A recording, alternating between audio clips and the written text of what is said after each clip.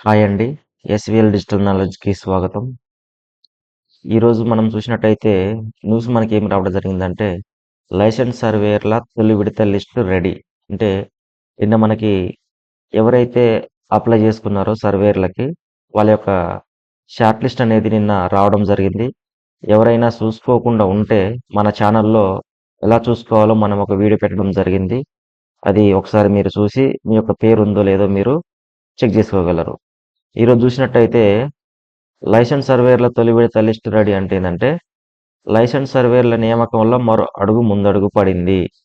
సర్వేయర్ల శిక్షణ కోసం దరఖాస్తు చేసుకున్న వారిలో తొలి విడత శిక్షణకు ఎంపికైన వారి జాబితాలు సిద్ధమయ్యాయి. ఈ జాబితాలను పాటు మీ సేవ పోర్టల్‌తో పాటు జిల్లా సర్వే కార్యాలయాల్లో, కలెక్టర్ కార్యాలయాల్లో ఉంచామని చెప్పారు. అంటే మనకి ఆ షార్ట్ లిస్ట్ అనేది మీ సేవ పోర్టల్‌లో మనం చెక్ చేసుకోవచ్చు.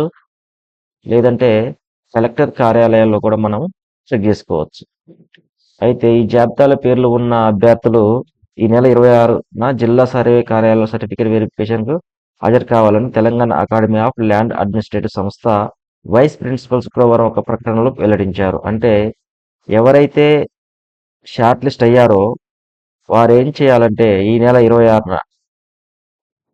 26న మనము మన ఒరిజినల్ సర్టిఫికేట్‌తో పాటు తీసుకొని జిల్లా సర్వేర్ కార్యాలయం ఎక్కడైతే ఉందో అక్కడికి వెళ్ళి మనము హాజరవ్వాల్సి ఉంటుంది. సో ఏమేమి తీసుకెళ్ళాలంటే ఎస్ఎస్సితో పాటు అంటే మన 10th క్లాస్ మెమో, తర్వాత ఇతర విద్యా అర్హతలు అంటే ఇంటర్ గాని, లేదంటే బీటెక్ సివిల్ గాని మీకు ఏది ఉంటది. దాంతో పాటు కుల ధృవీకరణ ఒరిజినల్ అంటే మన క్యాస్ట్ సర్టిఫికేట్ ఇవన్నీ తీసుకొని పోవాల. అలాగే మన ఫిజికల్ ఫిట్‌నెస్ సర్టిఫికేట్ కూడా మనము తీసుకొని పోవాల్సి ఉంటుందన్నట్టు. సో ఇది ఈరోజు న్యూస్ అండి.